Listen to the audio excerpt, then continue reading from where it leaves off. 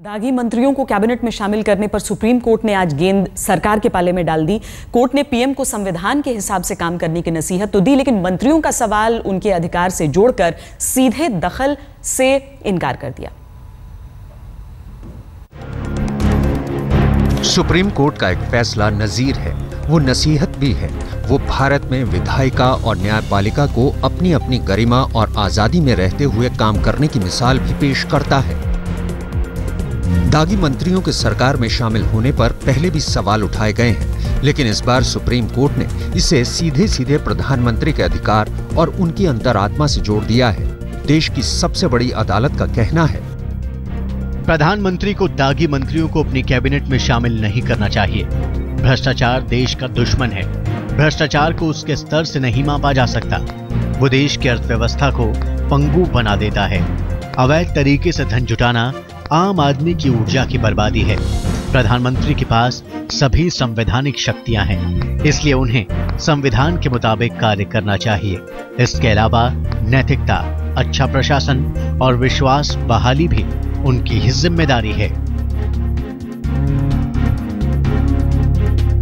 जो प्रधानमंत्री और मुख्यमंत्री की शक्तियां हैं मंत्री नियुक्त करने की, उसमें कोई स्पष्ट प्रतिबंध पढ़ना इम्प्लाइड लिमिटेशन के सिद्धांतों के आधार पर संभव नहीं है, परंतु ये सुनिश्चित करना होगा कि वह लोग जिनके खिलाफ गंभीर आरोप हैं और मुकदमे चल रहे हैं, चार्जशीट हो गए हैं, ऐसे लोगों को नियुक्त न किया जाए। अदालत के फैसले की चारों तरफ से तारीफ हुई। सियासत करने वालों ने भी सराहा और अदालत चलाने वालों ने भी कहा कि संदेश भी गया और संस्थानों की मर्यादा भी बनी रही।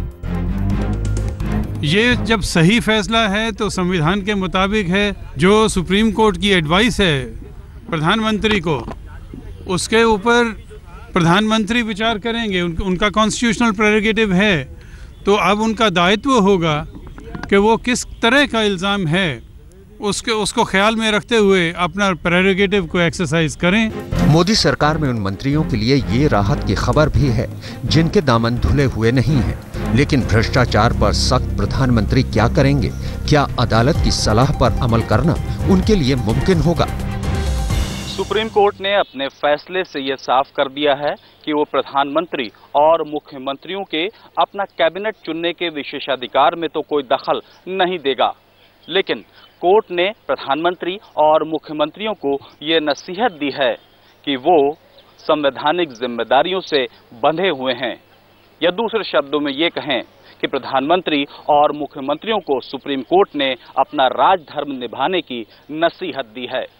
कैमरामैन प्रवीर विश्वास के साथ अहमद अजीम, दिल्ली आज तक।